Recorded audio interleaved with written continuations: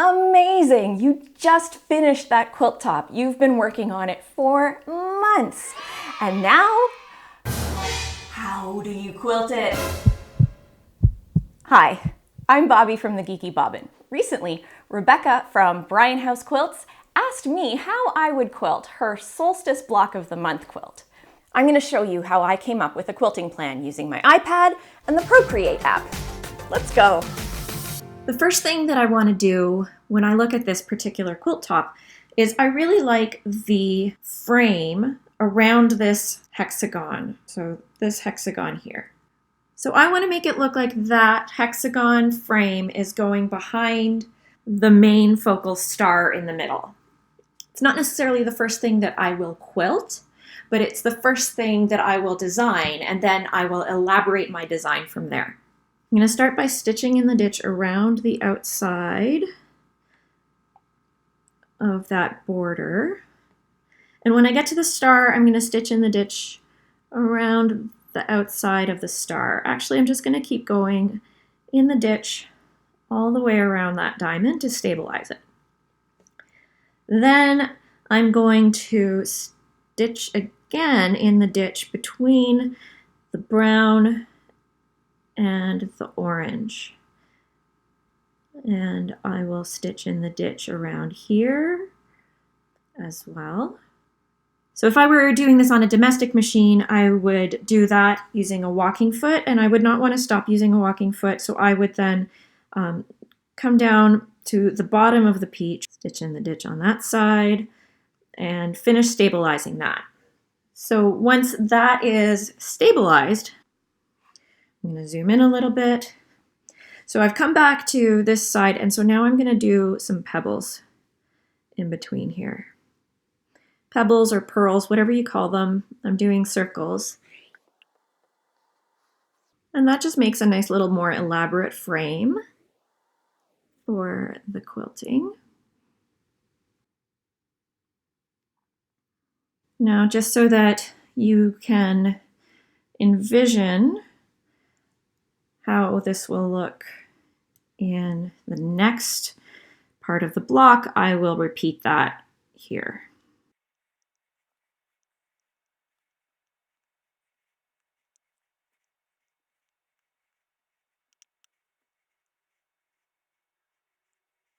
Okay, so that's starting to look pretty nice. I want to continue the separation between that star and the background. So in this case, I'm considering this magenta to be the background, and so I'm going to do an echo around that just to give it a little bit of breathing room. I'm going to do it over here as well. Okay, and now I've got some nice background space there, so I want to do some fun quilting in there. I'm going to zoom in. One of my favorite ways to fill a lot of space in not a lot of time is with wishbones. So I'm going to just see how that looks.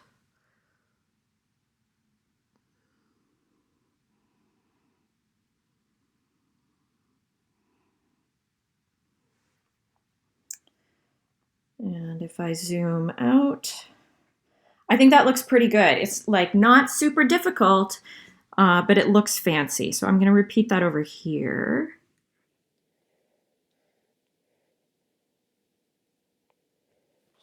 Cool, so I'm liking the way that this is looking so far.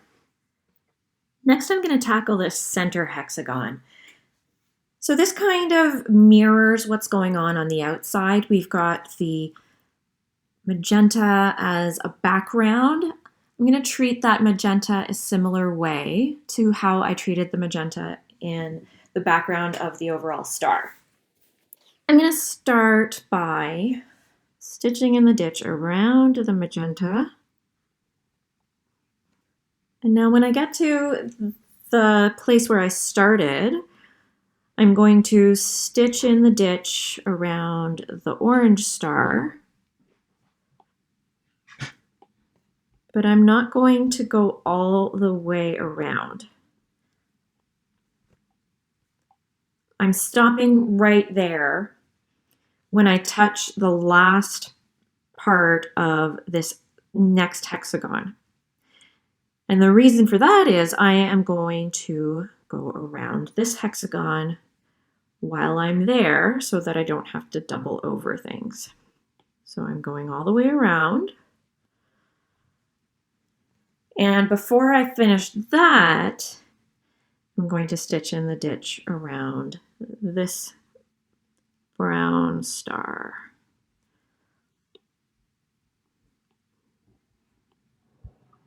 I'm going to stop before I do the last leg, and I'm going to go in the ditch around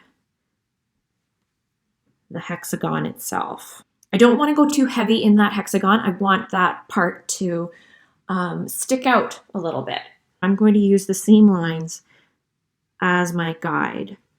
So I'm going to do a big loop here.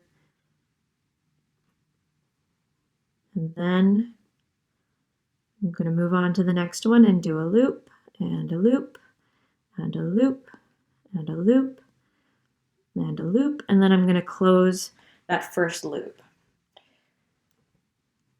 If that's too plain for you, you can fill in the backgrounds of those loops, but I think I'm quite content with that given the scale of the block.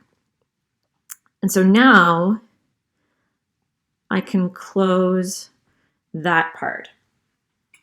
And before I move back to closing off my other piece, I'm going to go back through and I'm going to do loops here. So I'm just doing little like lowercase L's, like cursive L's. And that's going to really quickly smush down this magenta triangle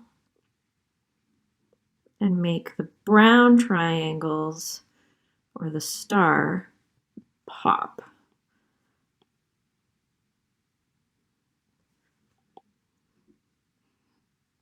And when I get to that corner, I can now finish my stitching in the ditch. And I can finish the stitching in the ditch around the orange. And now I want to go back and do more loops in this magenta triangle as well. So loop, loop, loop. If I wanted to do another layer of quilting in these orange blocks to make them a little bit more stabilized, then I would travel along one of these lines and then do a little chevron going around. So you'll know if you want to do this before you finish off this hexagon based on the scale of the piece, but I can't really tell the scale looking at it from here. I think it would probably need at least one other pass there. So then I'm back over here. I will just travel along there to get to this peach outer star. I'm going to go from one corner to the next, stitching in the ditch between this peach and the dark purple. And I'm going to go to the middle point just to give it a little bit more quilting. I'm going to continue doing these kinds of chevrons. I think this is called arrowheads. We'll call it arrowheads. I'm going to use the center of that equilateral triangle as my guide, and I'm going to go from the corner to there. I'm not going to go back to the same corner. Instead, what I'm going to do is I'm going to go to the next one, and then I'm going to go in the ditch, then to the corner, in the ditch, up to the corner, in the ditch, up to the corner, in the ditch. Since I'm in the magenta again, I think I'm going to do something loopy. And I'm going to do a loop, and a loop, and a loop, and a loop, and a loop, and then finish my stitching in the ditch. And now I'm going to fill in the rest of my chevrons or arrowheads. This area is just a little bit too big, so I want to smush it down a bit. So I'm just going to echo and echo. And then I'm going to move on to the next one, and I'm going to do the same thing. So I'm going to end up going all the way around. So I'm going to about halfway to the corner. Ditch, corner, ditch, corner, ditch, corner, ditch. And then I loop, loop, loop, loop, loop, ditch, corner, ditch, corner, ditch, corner, ditch, echo, echo, corner, corner, echo, echo, and so on. I think that looks pretty cool. So while I was thinking about how I wanted to do the rest of it, I filled in the rest of the hexagon, and I'm really loving the way that this looks. I'm going to zoom in on this portion. And before I start quilting or sketching what I'm going to do in this big triangle here, I want to figure out how I'm going to quilt the background. So when I have these triangles of background fabric here, I tend to want to incorporate those as if they are part of the background. In this mock-up, there's a bit more of a line here, but in reality, that's just going to be a seam, and it could look seamless. So I'm looking at this quilt. I want my background to be quick and easy. You might have a bigger background depending on the size of the quilt that you made. So I don't want to make the background difficult. I do want it to look like it's part of the quilt though. So I think I'm going to use the wishbones. I'm going to start up in this corner and I'm going to do a random sized meander. I'm going to have it get smaller, and then I'm going to just switch direction and go back here. And then when I run out of space, I'm going to switch direction again. I'm moving all around. And when I get to the end there, I'm going to switch direction, maybe go a little bit bigger and smaller, meandering around. And I can have it curve. And I can fill in this gap. And do just one big loop here to get me out of trouble there, and I can get bigger and smaller, and then pivot around to fill the spaces.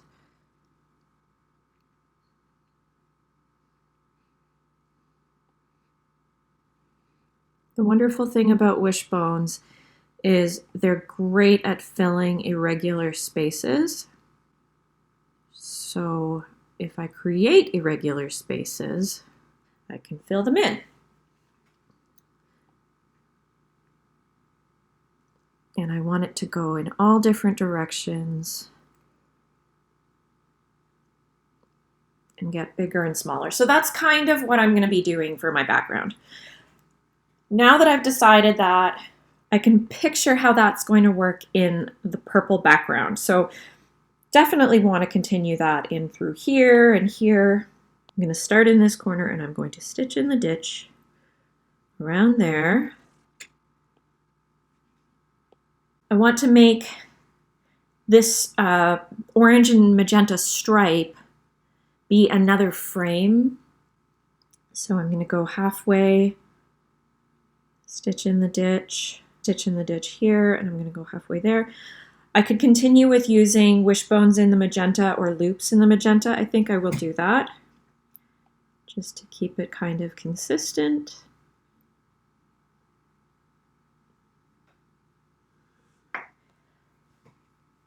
And that works nicely for that. If I wanted to do another line here, just to give that a little bit more variety, I can do that. So same goes over here. Stitch in the ditch, go a little bit, like halfway, do a line, halfway through that, do the line, and then in the ditch, move up, in the ditch, do my wishbones,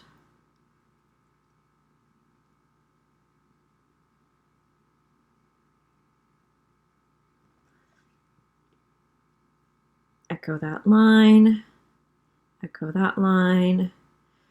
go in the ditch, and close that off.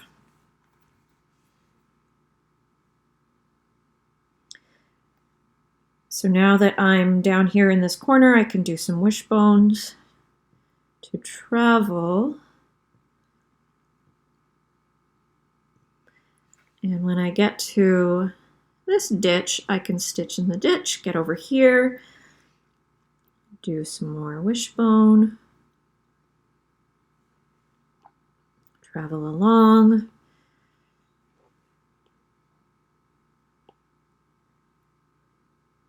I think I will do the same treatment for these stripes as I did for these stripes.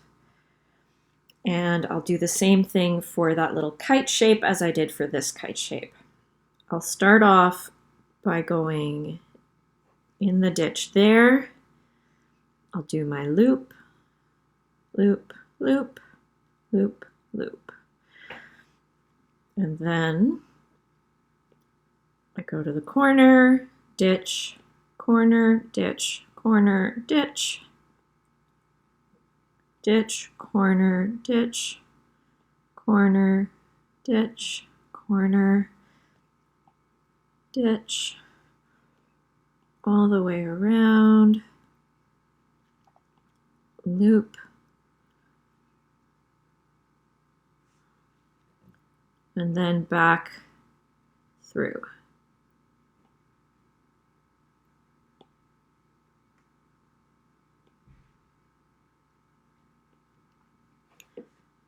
Finish off by going around that. I'm going to travel along and do similar loops over here.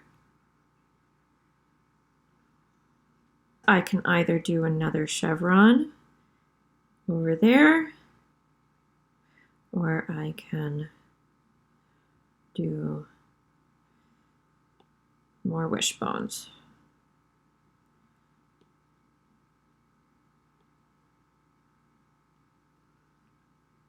And I go loop, loop, loop, loop, loop. So I think I want to clean that up a little so that I know exactly what my quilting path is going to be. That was a little bit random. So let's do that one again. This time we'll do it over here. Let's assume we're starting out over here. I'm going to go and do my ditch all the way around. Straight line, straight line, straight line. So 3 straight lines got me to that side. If I do 3 more straight lines, that'll get me back to where I started. So I'm going to do my wishbones to get me over there. And then 3 straight lines. 1, 2, 3.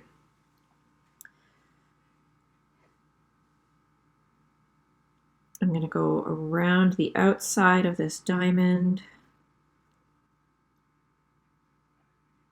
I'm going to go all the way around this center section, but when I stop here, I'm going to do my loops. 1, 2, 3. And then I finish that line. I'm going to do this the whole way around.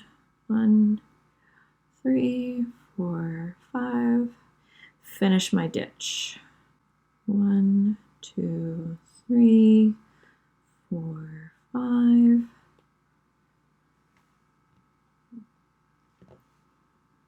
One, 2, 3, 4, 5. I'm not going to finish my ditch. I'm going to do my chevrons now. Corner, ditch, corner, ditch, corner, ditch, cross over, corner, ditch, corner, ditch, corner, and then I'm going to finish this off.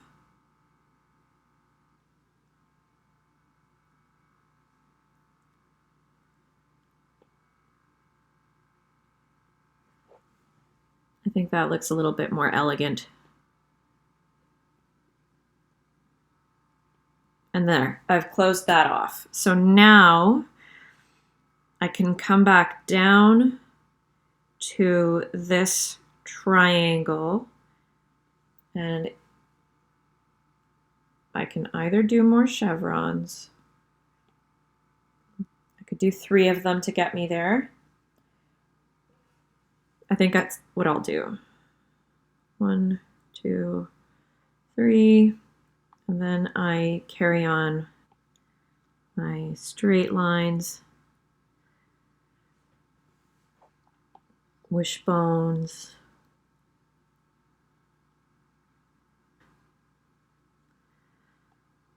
straight line, straight line. Okay, so that's how I'll go around that part. Now there's one last section that we need to decide how we're going to quilt. And that's this, and my eyes desperately want this to be a fox head. With eyes right there, and a nose, maybe some whiskers. Then fill something in here to make those ears have some depth. But you probably don't want that, so we're not going to do that. Instead, I'm going to look at how I've treated the peach and the orange in other parts of the quilt. So I've got my chevrons or arrowheads going on. I've got the border frame with the pearls in the middle. So here's how I'm going to treat this. I'm going to treat each of these large diamonds as if it is one piece. So I'm going to start here. I'm going to stitch in the ditch, stitch in the ditch, and then I'm going to go around the outside here. Next, I'm going to stitch in the ditch to there, complete that, and then I'm going to mirror it over here. I'm not going to finish. Instead, I'm going to choose a point and I'm going to make a smaller diamond in there. And then I'm going to finish off. It actually kind of looks a little foxy. If this is too big of a space, I can echo and echo.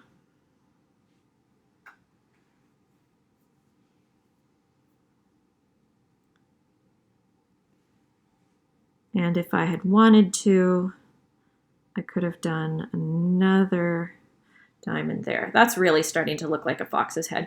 Actually, I don't mind that. So I'm gonna stitch in the ditch.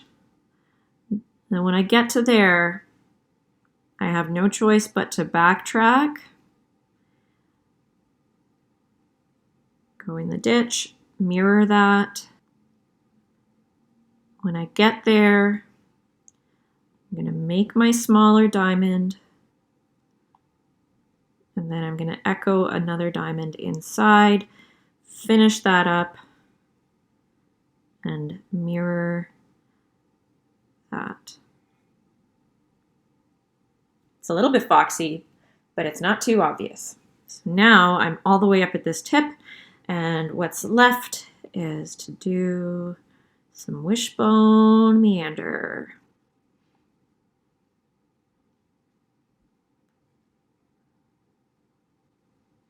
I can go right into this triangle, then fill in this bit here, and so on. I hope you liked this video, and I hope it helps you come up with a plan for any of your finished quilt tops that are currently sitting as unfinished objects.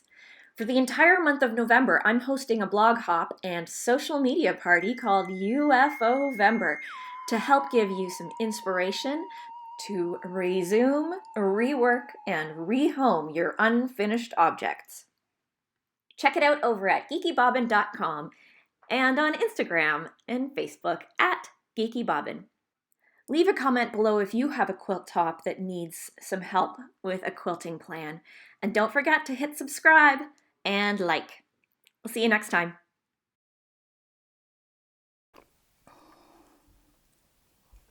Amazing! No, stop doing the thing, Bob! I'm Bobby from the Geeky Bobbin. I'm here to show you how